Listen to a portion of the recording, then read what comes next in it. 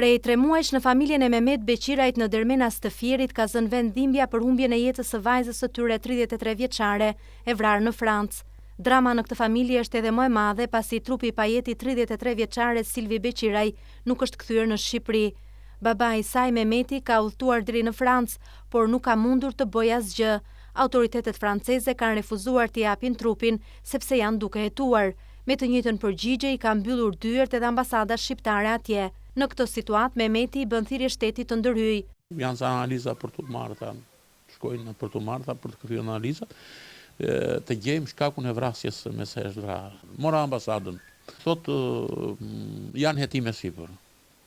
Mos ta ndërhyjnë të puna. Çfarë apeli bëni shtetit për Shtetit unë i bëj ndihmoj të më biri trupin e fëmisë tu. Ta rahatoj në vendin e saj.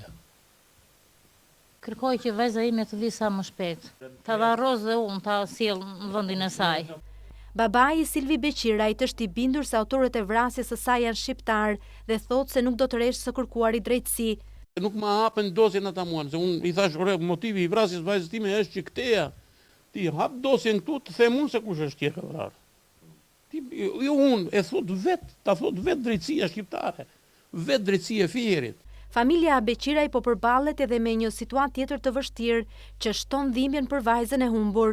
Kërkesa e tyre për të marrë në kujdestari 2 fëmijët që ajo la pas nuk është pranuar. Vajta të idhja fëmijët me vetë të merre kujdestarin fëmijëve, nuk më jep njeriu kujdestarinë e fëmijëve.